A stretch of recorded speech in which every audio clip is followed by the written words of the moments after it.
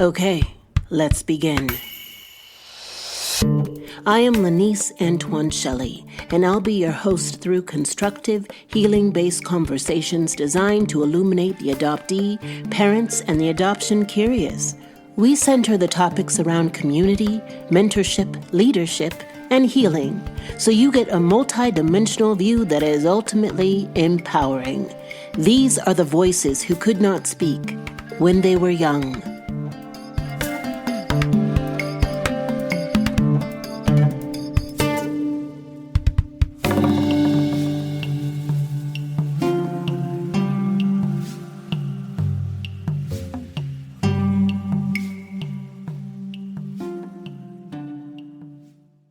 Hey y'all, if you've seen me on Instagram, I'm in my summer glow phase and I am unapologetic about it.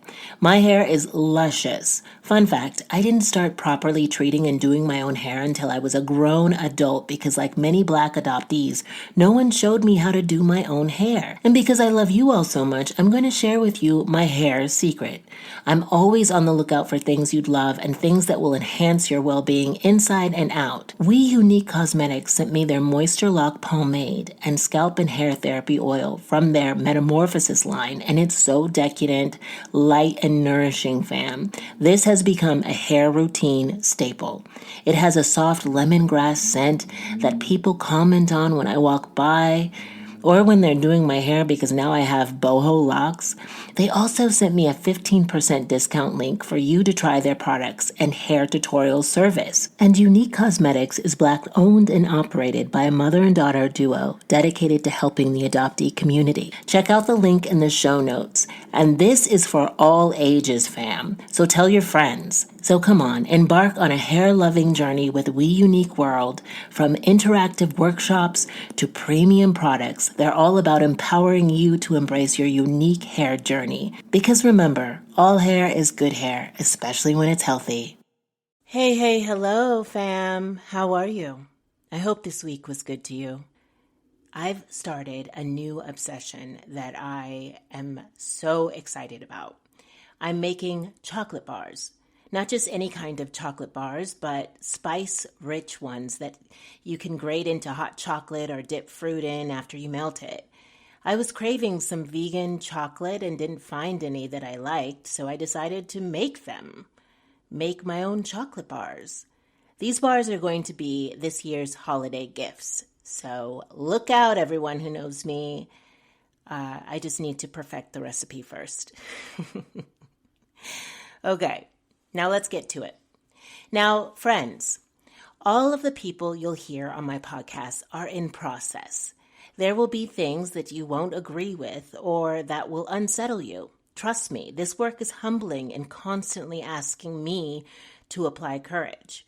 If you need to skip towards the end, do it. But just know, after these familial conversations, I talk to the adoptee interviewer, and the insight gained from their perspective is always illuminating. I invite you to reach out to me at Young Adoptee on Instagram or LaniceAntoineShelley.com, and we can have a chat about what you're hearing and how you're feeling about it. I make this content for you, so I'm always open to your reflections on this work. As for myself, I'm still in process, but I am in the arena daring greatly, as Brene Brown would say, and so are all of my guests. We have designated this segment for conversations with family members about adoption. As I said before, it is extremely challenging to find parents who will agree to these conversations. I get it. The intimate feelings and details of their adoption journey is publicized. But as my guest today eloquently put it, for interracial adoptees, every day we publicize our adoption just by going to the grocery store with our white parents. That's not to devalue anyone's feelings. It's simply to paint a perspective. If not now, when are we going to talk about it? Okay. Today we have 3 siblings. We have Schai and Manny, who are biological twins adopted into different homes, countries, really. Manny lives in Canada, and Schai grew up on the East Coast with her adopted brother, Jason, who they affectionately call Bug. As we honor National Adoption Family Month, I want you to look at a few different perspectives. And we all know that our siblings have strong opinions and interpretations of what happened. My adoptive sister came from the same orphanage, but we have different families. People say we look alike, but we never correct them because there's no other way to explain our dynamic. To be absolutely 100 with you, friends, I could not get my sister on this podcast. She and I have always had a contentious relationship with vastly varying views on adoption. Even though I personally cannot model a sibling dialogue for you, I will be striving to someday be able to do so. There's this Rumi quote, "Yesterday I was clever and wanted to change the world. Today I am wise and want to change myself. Until then, my conversation with my sister, I'll continue the work on myself." That's why it's such an incredible treat to hear these three who are radiant in their love for one another. I gave them core questions and they created their own meaningful dialogue. Schai is a dear sister to me, and she graced us with her poetry in episode 4. So when you can, go back and take a listen. She's amazing. Without further ado, please welcome Schai Belair-Toussaint Schairer, her brother Manny Christiansen, and her other brother Jason Schairer. All right, guys. What's up, man? It's a happy Saturday, guys. Yeah, Happy Saturday. Happy Saturday. Happy Saturday. So I guess we could start by letting these wonderful listeners know who you guys are, how I know you guys. Who I'm Schai, by the way. You guys they've all heard me before, but you two are my brothers, and but you guys are each my brothers with different stories on how you came into my life. So if you want to go ahead and tell this wonderful audience how you guys are my brothers, that'd be great. Okay, well, I am Jason, other known as Bug, as she calls me. I am her younger brother, and I was adopted from Haiti when I was 2, I believe. No, you were 4 months. Oh, see, long time ago. Numbers always get mixed up, but that's how I went through the adoption process, and I was lucky enough to be paired up with this wonderful person here, Schai, and so that's how our paths crossed, and so how we how we're brother and sister. I think you need to tell the story about how I was the first person to make you laugh, and also how when Mom told me that we were getting a brother, I was like, no, forget. She's happy now. I bet she's happy now. She got a brother. She's ecstatic. Don't let her tell you guys otherwise. Right. All right, Manny. What about you? Yes, so I didn't meet Schai until about 2 years ago, and we were biological, but we were separated sometime in the orphanage or before, something like that. She ended up going to Baltimore. I ended up going to Canada, and then we got linked up a few years ago, and then at the same time with Schai, we met Bug, and then Bug met my brother Jason, other Jason, and yes, our family grew but 2 times now. Yeah, it's weird because it grew overnight, and it's so weird to the way that it grew. And we got lucky because everybody likes each other. You two like what if you guys would have hated each other? I wouldn't know. We definitely. Hey, and then Jason, your brother Jason. It is crazy because both of our brothers' names are Jason. Jason, I know. It was creepy. Yeah, it was very it was creepy. But yeah. So I think we definitely have one of the better stories because I've heard horror stories. Yeah, we got lucky for sure. We got lucky with personalities. the Yeah. personalities just so click together. Yeah, Yeah. personalities mesh like really well, and like even when we're arguing, like it's just like whatever. Like I'll talk to that guy later. That's definitely lucky.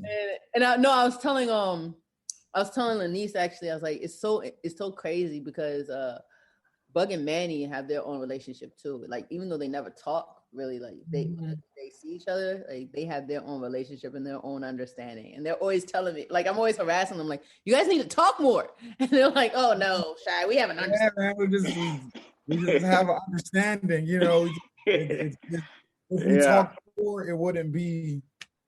I don't know. If we talked more, it wouldn't be the same. I don't know. It's just I don't know how to describe it. First of all, we don't really talk much anyways.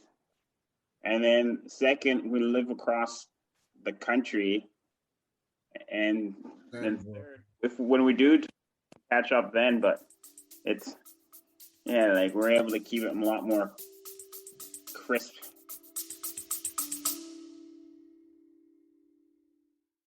Hey, I want to share with you something that has changed my life. It's more like someone, my therapist. Why is she so important? Well, because I want to win in this life. I want to break through the carousel of stories I've compiled that hold me back, that keep me from expanding into my full potentiality. Stories of unworthiness, not enoughness, and even stories of questioning why I am here. I also want to stop dumping my unsorted feelings on the people around me and reacting with the same behavioral patterns that keep me stuck. Conversations with my therapist have made me more confident, clearer in my intention, and more centered in my spirit. That is why I am elated that we are sponsored by BetterHelp, where you can, from wherever you happen to be right now, match with a therapist tailored to your exact needs. With BetterHelp, you can tap into a network of over 30,000 licensed and experienced therapists who can help you with a wide range of issues. Someone who you can text at any time and schedule online for either a chat, Zoom, or phone call.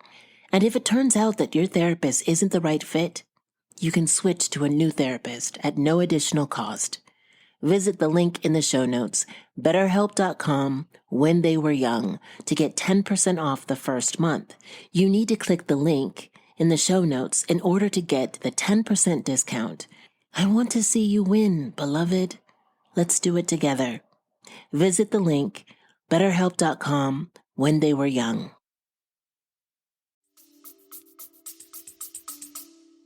Yeah, we don't, we don't do a lot of extra. We get right to the point. Listen, how you doing? Hey, good. Everything good? All right, I'll talk to you next time. Hey, Well, like I know, like going, like getting into things, like I know we've like all talked about like how we feel about adoption and stuff, and you guys pretty much know how I feel, and like, but how do you guys feel? We can talk more about how I feel too, but how do you guys feel about it? What are your thoughts? I feel I have different layers on it. I think it changes on the circumstance of the adoption, why the kid's getting adopted, and why the family wants to get adopted. So my thoughts on it vary depending on the situation. But as a whole, it doesn't, as a whole, I don't think it's the best thing for the kid. But I think they could definitely make it better by making some key changes in the adoption. So what changes? I think one of the big changes that needs to be done is the parents and the people and the organization do the adoption needs to see adoption as not just a happy time, and it's also a time of loss, a time of change, and with that in mind, that they need to give the family as much support as possible and give the family as much information as possible. On on the adoptee's background and their just as much information as possible, because like people, one of the biggest things that adoptees, I believe, don't have a disadvantage is that the family doesn't know how the birth was, if there was any challenges on that, if the kid was talking right away. It's like so many different things that, like, if someone knew right away, they'll be able to solve a whole bunch of just things that they will be able to they'll solve so many problems if they knew key details about that kid from birth and from being like 2 or 1. And so I think they need to pass down a lot more information about the kid, so the family is a lot more equipped on what they're dealing with and equipped on how to the kid support, and also have understanding of what the kid is going through. Not every adopted kid is going to be the same. Like some might have you never like, some might end up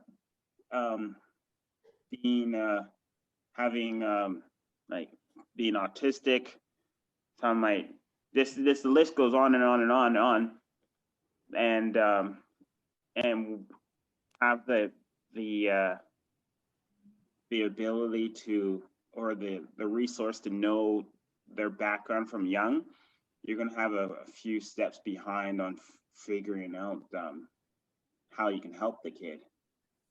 So okay. What about you, Bug? Yeah, well, I pretty much agree. But before, I definitely was a lot more a lot more open. I think I was a lot naive on adoption, in the process, and for what it took from the families, the adoptive families per se, the amount of work it actually took for them to, to prepare the kid and to prepare themselves. And like Manny said, I don't, as I got older, I actually realized that, hey, a lot of these, and from what my perspective, most of these families that are adopting these kids seem to be, ill-equipped, to, at the time, when they first got the kids, to adopt the kids, because, they hadn't done the background research on, on, like Manny said, maybe how the birth, and then the culture, depending on the race or the ethnicity of the kid. So I think that oftentimes that that gets overlooked when it comes to time for families to adopt. As Manny alluded to, sometimes families might think of it as as a just a happy time. They don't see it as hey, this is a child. This is like this is like your birth. You didn't birth the child, but it's like it's a newborn. You need, you know nothing of it. You need to adapt. You don't know nothing, you don't know anything about what you're going through. So I definitely think that that as I got older, my eyes were opened, and I realized that, adoption a lot of times, and most of the time, it seems like, parents just aren't prepared for what they're getting themselves into. So I don't know if, by the adoption agencies, maybe they can implement programs, they're checking in on new, new adoptees every couple of months or something like that. But just something where, they can make sure that parents are doing their due diligence as well, to make, the kid feel, welcome, and still connect with, with their culture, or with their heritage, if it is an interracial adoption, and not just, completely neglect where the child is coming from. Well, do you so what are your views when it comes to interracial adoption? My view on interracial, well, that pretty much, well, I don't know, I shouldn't say pretty much, but that I guess my response ties into it, and it's pretty much the same. My response is pretty much the same for that question, for this one. Again, You know, in the beginning when I was younger, you know, it was I was one of the people that thought of it as, you know, just all a happy time. But when you get older, you realize that, hey, you know, if um I don't think it's the best thing. I think obviously I think it can work if the parents or the parent or whoever it is adopting the child puts forth the work to study the child that they're getting, you know, and to make an effort, Yeah. um, wherever the child is coming from, whatever background, to make an effort to keep that alive and, you know, in the house. But I just oftentimes more than not, sad to say, I don't. No, But I don't want to actually. I don't want to say oftentimes more than not because I think that's definitely unfair to a lot of people out there because I don't know that, but um, you know, you see stories where, you know, a lot of times people might feel like if they're adopting a kid from another country, they're doing the kid a favor. You know what I'm saying? And mhm, that's not how it's supposed to be. So I don't. Ugh, I'm not. I don't want to say I'm against it, but if interracial adoption is gonna happen, then I have a checklist of things that, you know, you got to check off, and then I'm nodding my head like, okay, we can proceed. yeah. But yeah, it's one of those situations. So was there like a specific thing that would like that happened in your life or in like our life, like in the home or whatever, where you were just like, yeah, like where your views would kind of start shifting a little bit? Or did it just was it just something that gradually happened? Yeah, it was just gradually happened. It definitely as I've gotten older. What, I'm 26 now, so it's definitely been, you know, as I've gotten older into my 20s, you know, you just sit back and you realize things, and you just sit back and you're like, ooh, you know, you see the way the world's working, and you know, you just realize that again, the way you were looking at a certain situation, it was because you were kind of, you know, you were in the situation. So Yeah, you weren't thinking about it from outside the box. But yeah, now when you get a chance to, you know, step back and really, you know, look at the whole situation, even though you're still in the situation, you're older now. So you're thinking for, you know, you're yeah. thinking for You're thinking, yourself. Exactly. So now you're just stepping back and you're like, oh, okay, this is, you know, this is not what I, you know, as what I thought it was. This is not as it seemed. So that's pretty much what it is. But then once you have that moment, then you go back and you think about things that may have happened. You feel me? And you're like, oh, that was one of those moments. Or, oh, okay. So then that's how that happened. So no, I don't think there was, you know, one specific instance. It was just as I got older, I realized that. And then you're able to look back at specific instances and be like, okay, so that makes sense why that played out that way. Probably because XYZ or yeah. I just think getting older. I think that was the same thing with me. Like, I think there was a specific instance where I started realizing like we were different from our family, but there was like my thoughts and my views on adoption as a whole kind of started changing as I got older. I'm not Mm-hmm. necessarily, and like I went from being totally for adoption to totally against adoption, and then now I'm kind of like right in the middle. Like I'm not completely against it, but I'm definitely not completely for it, you know? And it's like I'm Mm-hmm. like I understand how um kids could need to be adopted, right? And I can understand how parents could want to adopt. I just think Mm-hmm. that like both of you have said before, like just doing the research and doing your work, you know, and like not putting the burden of the work on the kid, you know, because a lot of Exactly. like it like even even if it's unintentional, like the responsibility becomes placed on the kid, and the kid is like forced to like navigate like these racial issues, these their own adoption, and just world issues Mm-hmm. that are too big for adults to handle. And like if you look at the climate of the world just in general, like everything is pretty much based on like the issues adoptees face just as a whole. Yeah, yeah. this guy keeps this guy keeps getting dropped. I Um, know. so like yeah, I just think it's like I just think it's interesting that I don't know. Do you think so? So I want to ask Manny this too when he gets back. But do you think it's different for like like when it comes to adoption, do you think it's different for like boys or girls, men and women? I've never really thought about it like that. I've honestly only ever thought about it as like through different races and ethnicities. I've never really thought of like male and female. Um, I honestly, I don't know, honestly. I really feel like it could be the same, Mm-hmm. but I honestly feel like I think Manny said it earlier. I think like a case by case instance, because he said, no situation is the same. Um, What about you, I, Matt? Do you think it's different, like male and female, like being adopted, like and how they deal with it?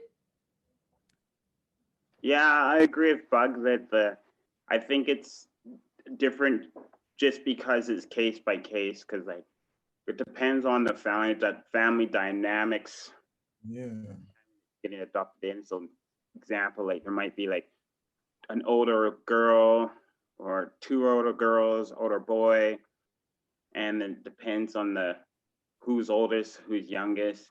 Depends on if the parent, what family they grew up in. If I think it all kind of changes on the experiences of the family and experiences of the kids that are going into the family. Are your views on interracial adoption similar to your views on just adoption as a whole? No, I think interracial adoption. I don't think I don't think it should happen.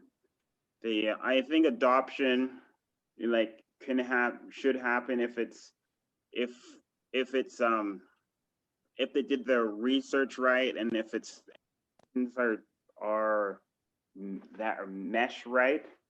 I think that should happen, but I don't think interracial should happen just because um well, it could happen, but I think they should be really thinking about it a lot, and lots of research, just because like there's so many variants and so many added details that I don't think any of us ever think of. Mm-hmm.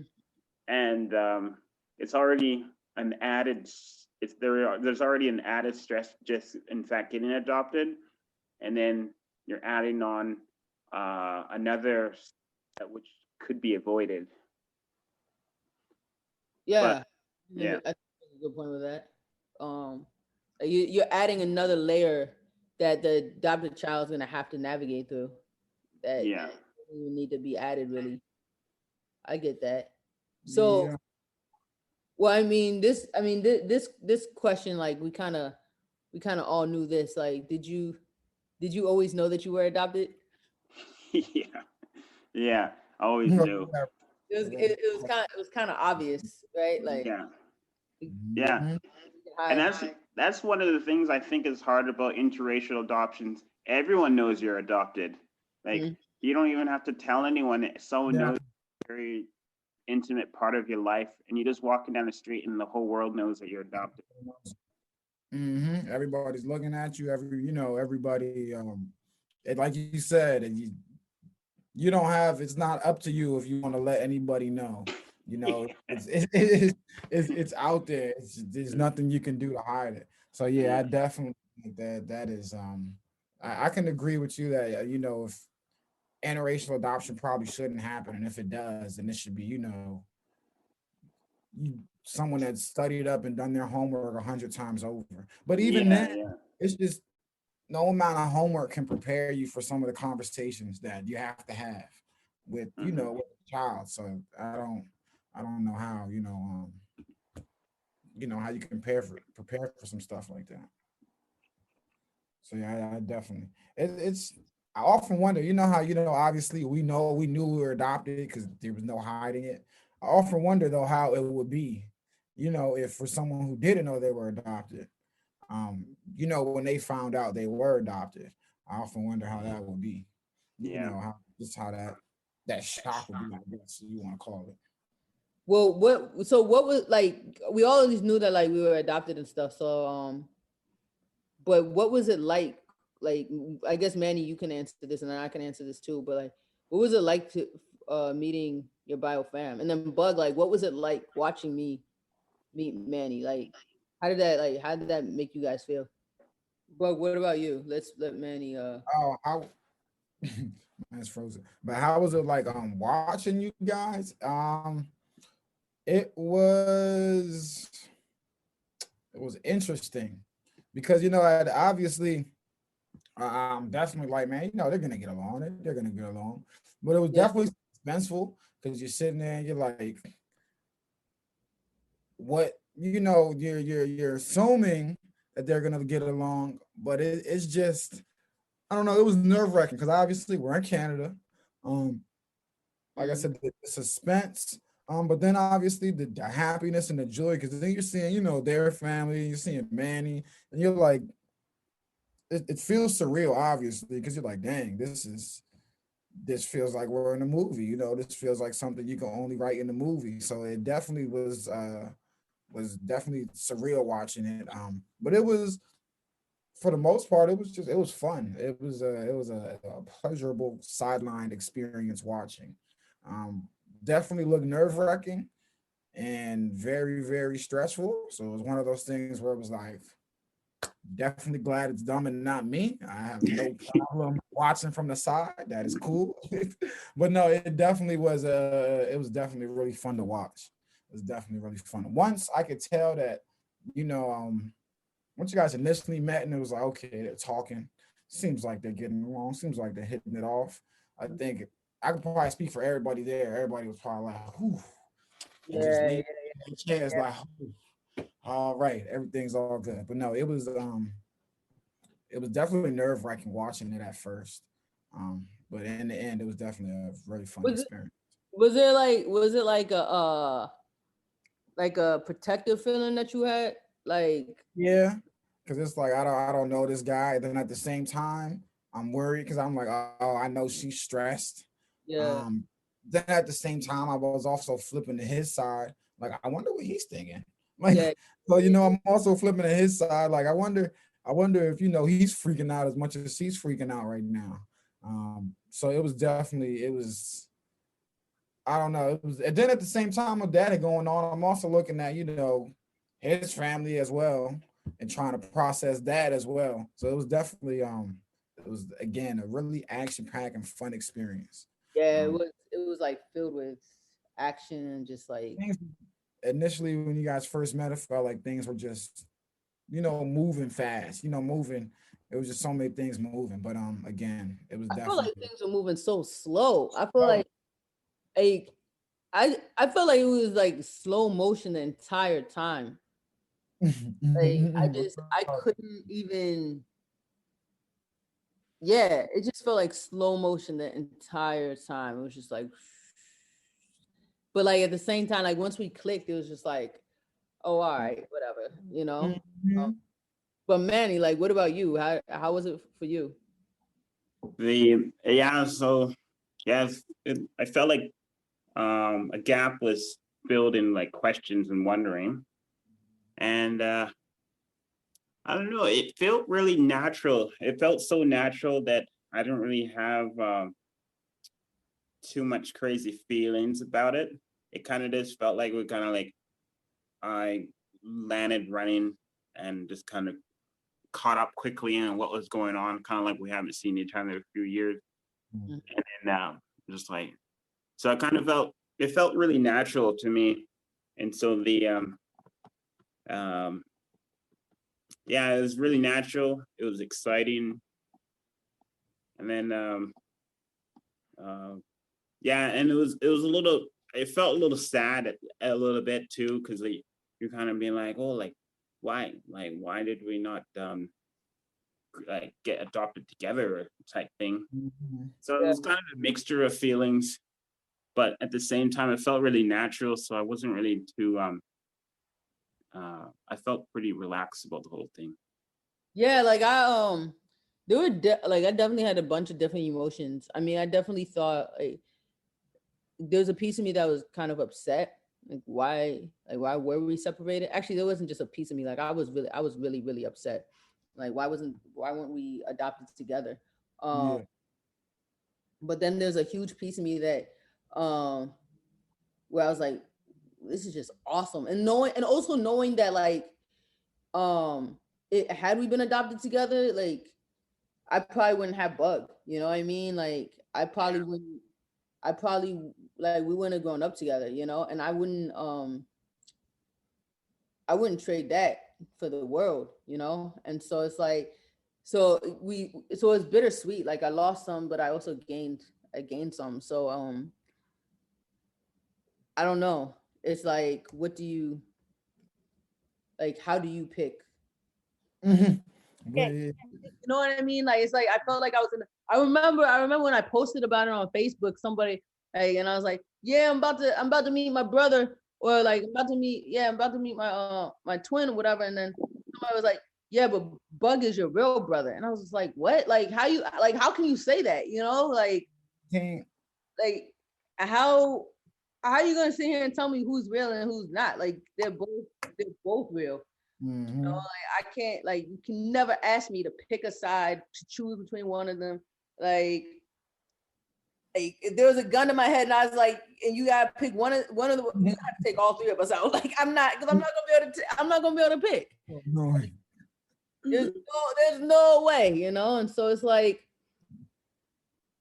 I don't know. Like I'm beyond grateful that like we were able to like meet and reconnect.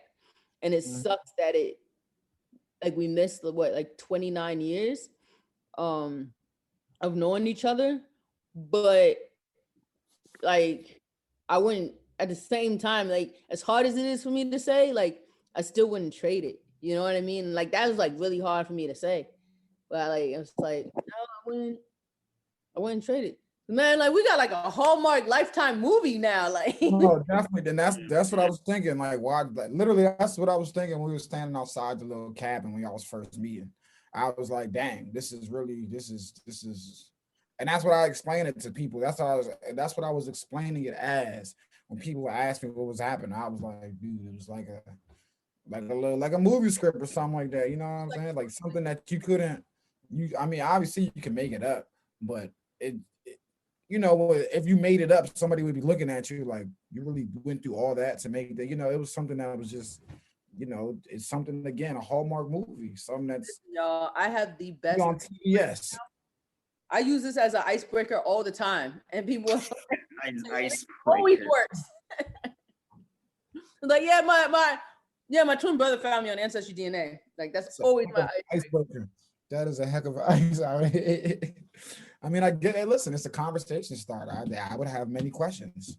How do you feel like your adoption experience could have been different? Like, do you feel or improved? Like, do you think like anything could have happened, or like, what you think mom could have done something better? Manny, do you think your parents could have done something better? Like, First of all, mine went really well. My parents were great; they did a great job. My brother was great. My brother was very, really welcoming, and we've always seen each other as brothers. But that being said, however, I think what could have really changed a lot of things was just having more information about me, about just more information about me, and to that's pretty much it. Just a lot more information about me, because I feel like the quite a bit was missed because they didn't know what was they didn't know 2 to 3 years of my life, which is huge building blocks as a kid. yeah. And so I think the adoptions needed to be able to get a lot more information. And I think that's pretty much it, really, because I think with that information, they would have made their own decisions on what to do with that information that they got. What about you, Bug? You said how was my adoption, or how would I characterize it? Like, no, like, yeah, how could you improve it, or like What you That was the question. yeah, I yeah, forgot yeah. the question, to How be do you feel honest. it could have been improved? Okay. How could it be improved? I hate to piggyback on what he said, but that's pretty much it. I did more information because again, mom, she did, obviously, I think she did the best that, she tried, she was trying her best. She did as best as she could, but I Yeah, definitely feel again with more information, it just goes back to, interracial adopting. I think, and especially, the time when she adopted us, that wasn't, more information wasn't going to be given. But I yeah, think yeah, more information, her being, more prepared, one for what she was getting into, she may have not been fully prepared for what she was getting into. And then two, just on our background or, our heritage. I know, she tried to keep, Haitian artifacts and things like that in the house. But more than just that, but maybe, going out and looking for maybe like clubs or, I don't know, just things to make sure that, a kid doesn't lose, touch of where they're from. And that again, it just goes yeah, back to interracial adopting again. I think that in today's time, kids are still going to go through the same thing mm-hmm. if there's not, things put in place. You know what I'm saying? Because it's a lot, it's a ton of work, and it's a lot. Obviously, if you're adopting somebody, you need to, be willing to go through the work. Mm-hmm. But again, people, they might not know that it's this much work. So I think that there needs to be somebody, something, organization, something with the flag at the door, like, whoa, stop. Right. Before you take another step, there's a 200 there's a 200-page checklist you got to, like, there's a lot of things you need to, know or go through. But I mean, I had a good time, but again, obviously, I just think with more information, I clearly just think, with more information. yeah, I agree with you. Like, I definitely agree that mom did the best she could with what she had. Had she, like, had she adopted in today's time, I think she would have done things completely differently. You know, Exactly. Yeah. The we didn't, resources are just like, different. yeah, we didn't have the resources back then. You know, and Yeah, so it was like, nothing. back then it was like, oh yeah, no, adopt his child and just love them and they'll be fine. You know, and it's just like, um, but that's not all it is. That's not what everything that you put into your children, you know, because there are gonna be times where you don't love your kids. You know what I mean? Like, let's just be real. You know that, like, just like there are times where you don't love your spouse. You know, it's um like there's so many different layers to love. You know, and like like at the end of the day, like, your children need more than just love. You know, especially adopted children. Like, it comes with like a whole different set of rules and guidelines.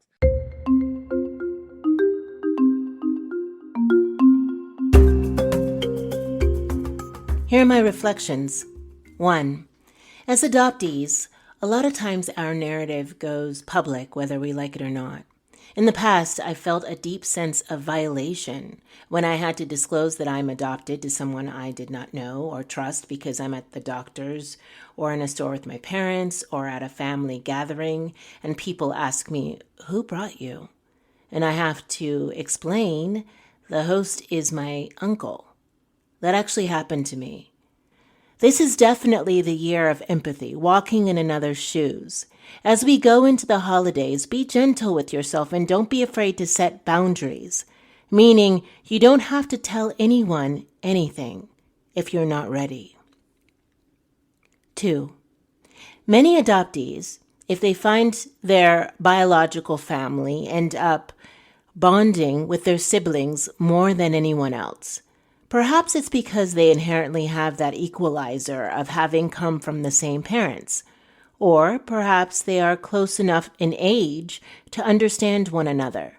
Whatever the case may be, sometimes it's easier to start the conversation with your siblings first. 3.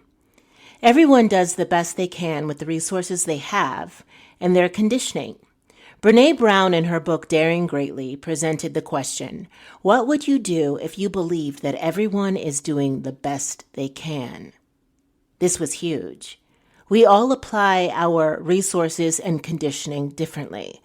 So this is something to consider. I am doing the best I can, and my sister is doing the best she can. Okay, we will continue this conversation next week and bring Schai on to talk to me about how she thought the conversation went. Thank you again for listening. You are the best part of this podcast. Did you know that if you write me a review this week, take a screenshot of it and DM it to me on Instagram at Young Adoptee, I will send you a free Island Creole box. Well, now you know.